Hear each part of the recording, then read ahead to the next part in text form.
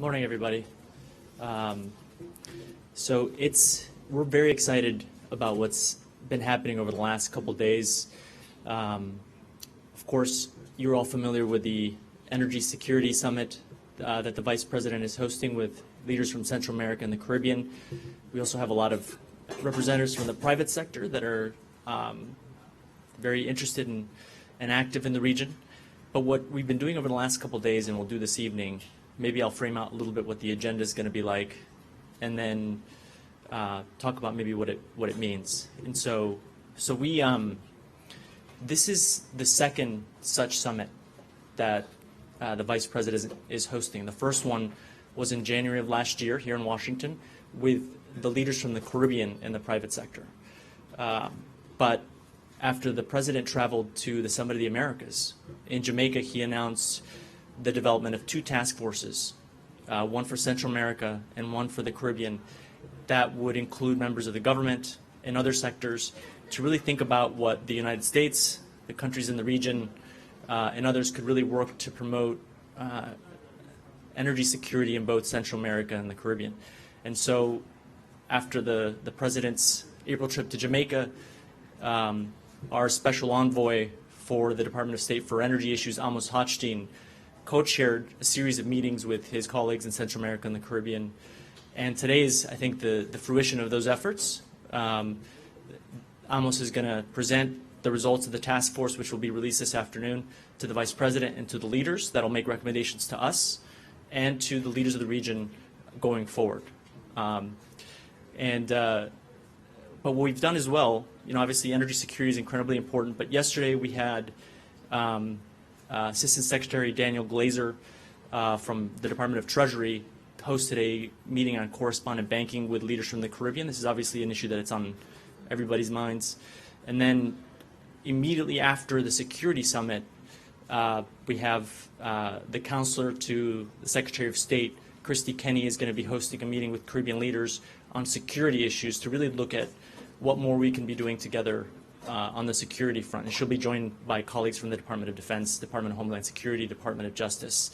So it's a very active agenda. And the agenda today, which I'm sure you all have copies of, is going to include meetings with the Vice President and leaders separately from Central America and the Caribbean, but also as a part of the Summit of the Americas, we actually developed this America's Business Dialogue with the leaders that attended the summit. And what's going to happen is, concurrently while the Vice President is meeting with, for example, with the leaders from Central America, there's going to be a meeting between the leaders of the America's Business Dialogue and the leaders from the other region. And concurrently, we're going to be running a lot of meetings. So there's a lot of stuff going on, and it's incredibly important.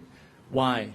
Because even though energy costs around the world have dropped significantly, I think for Central America and the Caribbean, they're still relatively incredibly high. And why is that? It's because there have been challenges on the regulatory front in a lot of these countries, regulatory governance. There have been challenges on the financing side. Of course, the high cost of borrowing in a lot of these countries makes it prohibitive.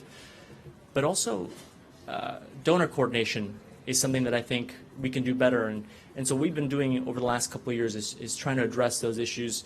And we have some, I think, very positive results to show for them.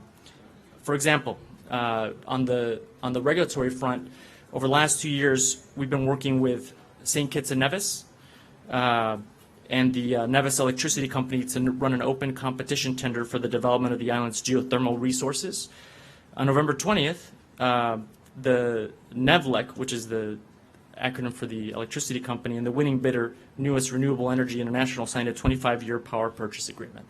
So these are the types of solutions where you're bringing in, potential investors and trying to break through, I think, some of the red tape.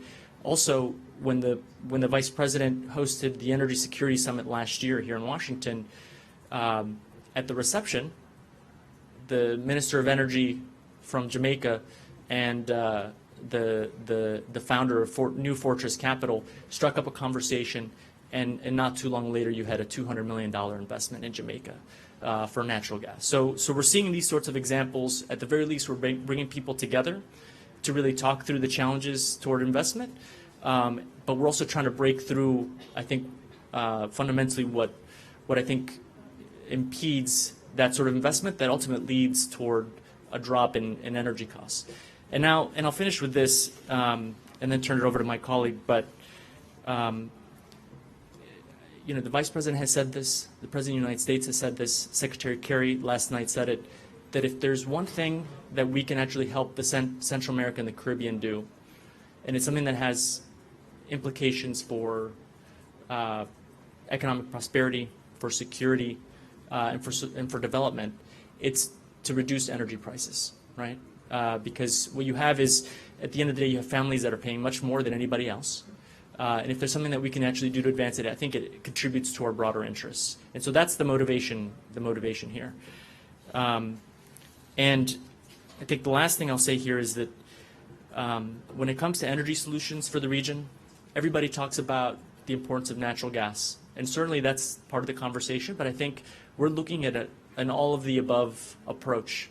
And with the emphasis, this is where Secretary Kerry's played an active leadership role, really focusing on renewables, and particularly in the Caribbean, you have an area that is ripe for expansion of solar, of wind, and other source of renewables. In the United States, we've actually grown our investment in new clean energy projects by 10% in 2015 in the Caribbean, and while overall U.S. clean energy investment grew 8% to $56 billion. So these are important figures.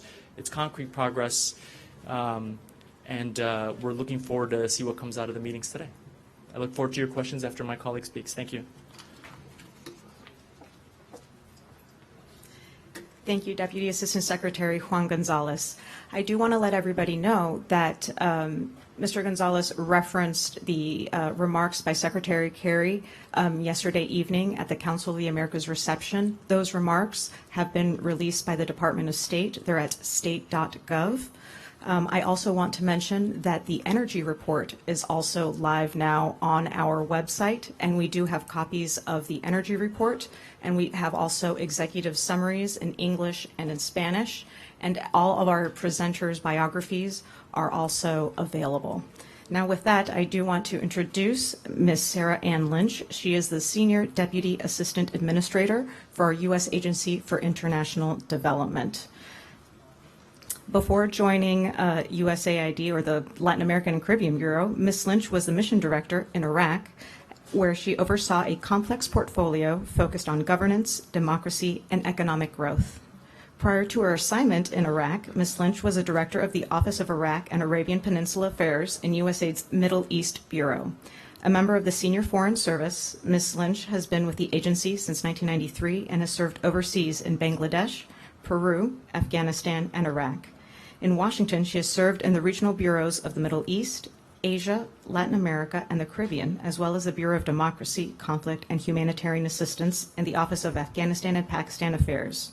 Since joining USAID, Ms. Lynch has received numerous awards, including USAID's Distinguished Honor Award in 2010, the agency's highest performance award for her service in Afghanistan. Before settling on a career in the Foreign Service, Ms. Lynch worked in both international business and for a non-governmental organization. Ms. Lynch also served as a Peace Corps volunteer in Morocco, where she taught English at the secondary level. Ms. Lynch is a graduate of Mount Holyoke College and holds a master's degree from the Fletcher School of Law and Diplomacy at Tufts University and the National War College. With that, I present Ms. Lynch. Thank you very much, Olga, and thank you, Des Gonzalez. It's just great to be here with you all today. Welcome to Washington, and wonderful to talk to you specifically about what USAID is doing in energy in the Caribbean. So as Des Gonzalez mentioned earlier, energy diversification is so crucial to economic security because countries with diverse sources of energy are much less susceptible, as you know, to matters beyond their control, like fluctuations in oil markets, et cetera. So we work very closely with the Department of State as well as other U.S. government agencies to promote clean energy. And for us, that really means focusing on solar, wind, and geothermal. So we work to promote clean energy and supply diversification in countries around the world, but also very specifically in the Caribbean region. So this region faces, as was mentioned, some of the highest electricity costs in the world, between 35 and 65 cents per kilowatt hour, in contrast to other countries in the region with similar levels of development where they pay closer to 8 cents per kilowatt hour. So really a huge, huge difference. These high costs are primarily due to the region's overwhelming reliance on imported fossil fuels for power generation. While the countries in the region are small and will never be major global carbon emitters, they do have the opportunity to be global leaders in this area. And that's really where we're working very closely with them in establishing sustainable, low-carbon economies. So therefore, USAID has chosen to work in 4 primary areas, and those are to promote regional collaboration on clean energy, to increase access to safe, reliable energy, to work with governments to develop policies for clean and renewable energy, and to promote entrepreneurship, specifically in the energy sector. So first, regional collaboration. This is where we're working with governments in the region to promote collaboration really across the borders. And that's why USAID will support the Caribbean Sustainable Energy Roadmap platform that you may have heard about and you will hear more about during this conference, to encourage the sharing of information and best practices and things of that nature to encourage renewables in the region. Collaboration is also a very central part of our Caribbean Regional Clean Energy Program. By encouraging knowledge sharing, we help streamline the efforts of the donor community, and as Das Gonzalez mentioned earlier, to avoid the duplication of efforts so that we all work in the very most important areas and don't work on the same issues at the same time. So that's regional collaboration. Access, very important. Access to electricity is the second area in which we're working. And the Caribbean Regional Clean Energy Program, which is part of the President's Global Climate Change Initiative, also helps to improve access to electricity, particularly for the most vulnerable populations, the poor in the regions in which we're working. Jamaica, just as an example, has proven to be a true leader in this sector, as Das Gonzalez mentioned, and is one of the focus countries of our Regional Clean Energy Program. Last year, at the same summit, we announced that we are investing $10 million in Jamaica over the next 5 years. And in doing so, we will partner with that government on a multitude of activities, including work with the Jamaica Public Service Company to help bring renewables to scale. As part of this effort, we'll support a 2-year pilot project to provide safe, reliable electricity connections for some of these low-income populations that I mentioned, but specifically in Kingston. So that's access. Policy reform. Also central to the Regional Clean Energy Program are efforts to help governments with policies for low-emission energy development. This is where we really get to the sustainability of our collective work on the policy front. Legal and regulatory reforms, as many of you know, are key to unlocking private sector investment in clean energy in the region. As an example, the hotel and tourism sector, one of the region's biggest employers and also one of the largest energy consumers at the same time, is clearly one of those key players. Success in the adoption of renewables and improved energy efficiency in this sector, in the tourism sector, can show that these approaches can both make good business and provide workable solutions. So by setting that legal and policy framework right, by creating appropriate incentives, and actually by demonstrating a new way of doing business, we hope to see real change in the energy sector in the Caribbean. So that's policy. Finally, innovation and entrepreneurship. We're very excited about working in this space. We're fostering innovation and helping new businesses open new doors for their work. And one way we're doing that is through the Clean Energy Finance Facility for the Caribbean and Central America. A very long name, but a very important one. As the U.S. government's lead agency, USAID can facilitate financing for projects that, a more traditional investor may not want to invest in. So we can use our broad experience in development globally and develop and identify promising projects in this region that might be possibly less attractive to another investor because they might be in the very early stages of planning or targeting difficult to reach populations, or maybe thinking about working in an innovative, possibly risky area. So we can help in that space. So I'm very happy to be able to announce what Secretary Kerry introduced last night, which is our work in this area and the notification of our Notice of Funding Opportunity, which will begin accepting grant proposals today. This opportunity will allow us to make up to $10 million of U.S. government resources available to cover project development costs for clean energy and energy efficiency projects. Very, very exciting. The window for these proposals will remain open until March of 2017, so we have some time. And the maximum grant is $1 million. So we hope to be able to make a number of different grants. These grants can be in any area such as feasibility studies, engineering and environmental analyses, perhaps in the legal area, all the sorts of things that are necessary to bring a project from its conceptual stage to fruition. So very, very exciting again. So these programs, and this one in particular, will encourage entrepreneurship and offer the chance, hopefully, for small businesses to thrive and take advantage of this opportunity. And I'll leave you with just one example about a company that we're already working with called Carib Share Biogas, which is a woman-led social enterprise and charity that harnesses organic waste from Caribbean hotels and also from livestock farms to produce clean energy. So it's very innovative, very exciting through its programs, and they have 3 of them: waste to energy, waste to cash, and waste to fertilizer.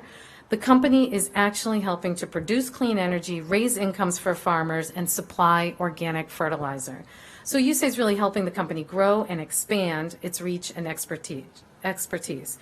So in conclusion, I just want to say, by harnessing the expertise of entrepreneurs like Carib Share Biogas, by encouraging promising new ideas through our Clean Energy Finance Facility, by working with governments to create the legal and regulatory environments that foster growth, encouraging knowledge sharing across the region, we are confident that we can make a difference in the region and hopefully create a more independent and secure energy sector. Okay, so thank you very much. Welcome your questions. Okay.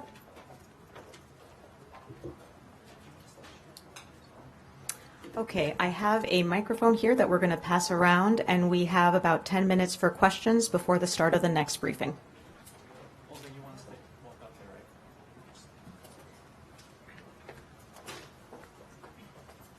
Good morning. My name is Roseanne Pyle. I'm from Antigua and Barbuda. I represent the Observer Media Group. This question is to Ms. Lynch. Just a clarification first, Sure. Rava. The $1 million, is that per project? That is per project, and there is more information on the website, which is info@cefca.org. I can spell that out for you. It's info@ceff-cca.org. What is the total amount of funding that is available, and is there a cap per country? There is no cap per country. There's a cap per grant, and that's the $1 million that you mentioned. And at this point, we're making $10 million available. And the time frame, it is open until March of 2017 to apply for the grants. Starting today. Yeah, very exciting. March 2017. Yeah. Hi, my name is Frank Ordonez. I'm with McClatchy. Das Gonzalez. I was curious, considering that many of these countries have been very dependent on Petrocaribe for oil and energy, for lower cost oil, actually for both of you. I wanted to ask you, why is this work important, and the importance of energy independence? Well, look, I think there are a lot of folks that have asked if this has anything to do with Venezuela, and the reality is that the agenda is a pro-Caribbean, pro-Central America strategy. First of all, the drop in energy prices really has led a lot of countries, particularly in the Caribbean, to look to the spot market, right, rather than rely on Petrocaribe for their financing needs. And so, I think the focus has been for us, by and large, to make sure that the Caribbean countries are integrating their structures. In Central America as well, we're actually doing a lot of work on the electricity grid to try to get the countries to actually use the full potential of the electricity grid before actually moving toward expanding it, is really about energy independence for all these countries. And regardless of who it's independence from, be it the United States, be it Venezuela, be it whomever, actually have them be able to forge their own energy future. And the solutions to those are, they can be natural gas, they can be petroleum, but they should include also geothermal, they should include solar, they should include wind. And the challenge to those sectors is that they're not traditional. It's hard to break into those, and what you need to do is work with these countries to be able to kickstart the investment. And that's where I'll mention very briefly the Office of Private Investment Corporation, right, has actually been expanding its large project finance by hundreds of millions of dollars. But then we're also doing smaller scale finance with the help of USAID for a lot of projects fall apart in the kind of pre-project phase, right, before they get started. And this is kind of a first loss capital exercise to make sure that these sort of innovative projects are actually breaking into market. Well, I would just add that our work in this area also adds to the ability of these island nations to be resilient. If they have independent and secure energy, they can be better resilient to the very extreme weather conditions that they often impact them, as well as other events. So it adds to their overall resilience. Can I follow up? I mean, does the drop in prices and Venezuela's challenges, does that make the work that you're doing even more important? Sure. I mean, certainly I think, look, I mean, these countries are, when they make energy decisions about the future of their countries, they're pursuing their national interests. I don't think anybody's going to actually hold that against any country to actually pursue something where they're delivering low-cost energy to their countries, right?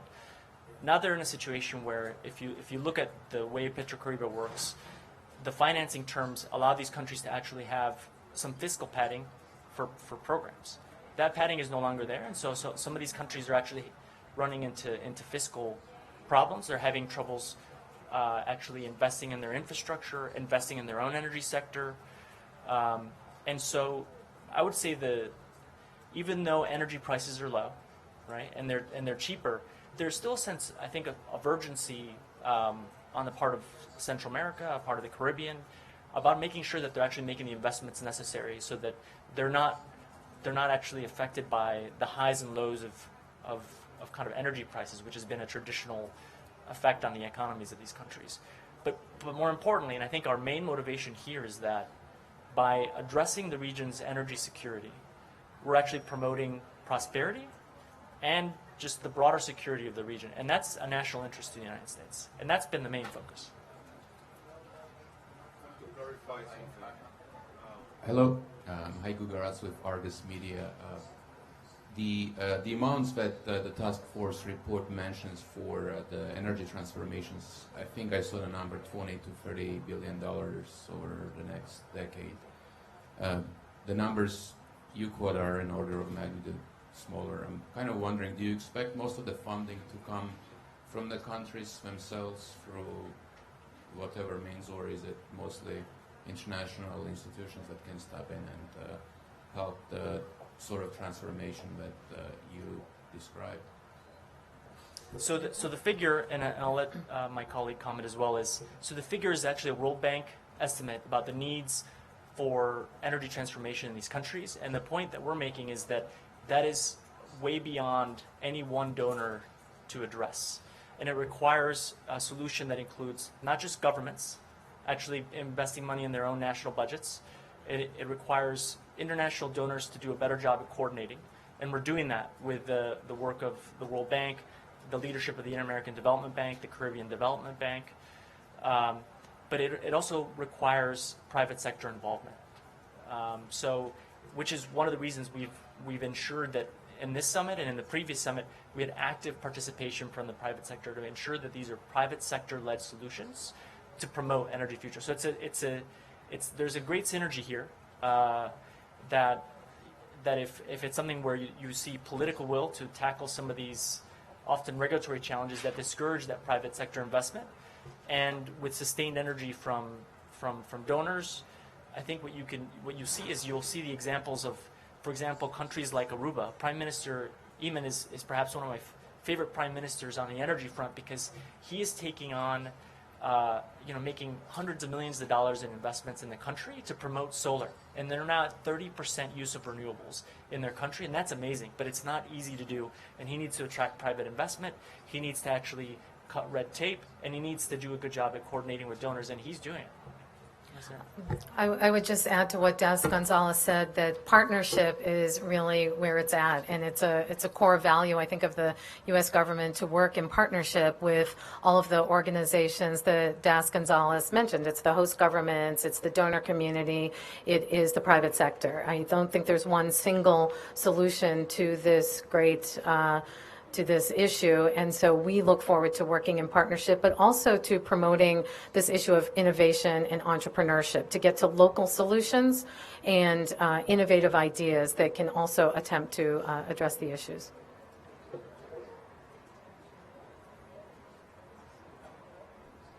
There we go. This is going to be the final question. I know many of you still have questions.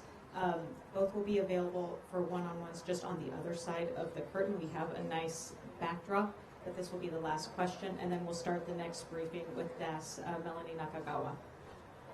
Hi, good morning. I'm Sampo with Agence France Presse. You mentioned Jamaicans and kids. I wanted to know which are the countries in Central America and the Caribbean you see most enthusiasm to enhance and develop clean energies, and where are the most challenges? I mean, in which countries have the most challenges to this? Well, I'm not gonna give a report card, but what I will say is, look, I mean, every country has very unique challenges. I was 2 weeks ago. I was in the Bahamas, and I went to Clifton Pier, which is they use heavy fuel oil, which is incredibly dirty and ineffective fuel, and it supplies the majority of the fuel for Nassau, and the government under Prime Minister Christie is actually trying to find a way to make that more efficient. They brought in an outside company to do a management services contract to actually manage utility and make it more efficient. It is not easy work. It is not easy work because it's incredibly expensive, and each government is actually sometimes tackling domestic interests that prefer to have subsidies, don't want outside competition, and so I think there's a willingness there by each government, and the challenges vary significantly. But I think I would highlight the ones you mentioned: Trinidad and Tobago, Aruba, St. Kitts and Nevis. These are ones that are actively breaking through some of these challenges, and our approach has been that any government that is actually moving in a direction addressing these issues, we're going to meet their political will and their energy with equal support. Yeah, I would just add that, yes, I think we're seeing enthusiasm across the region, and we called out a couple of countries, but really there honestly is great enthusiasm to talk about clean energy, to address these issues across the region for their own country national purposes, but also to potentially serve as a model for other larger island nations across the globe. So we can look at a lot of things that these island nations are doing in diversification and investment, et cetera, and perhaps they can be models for other places around the world.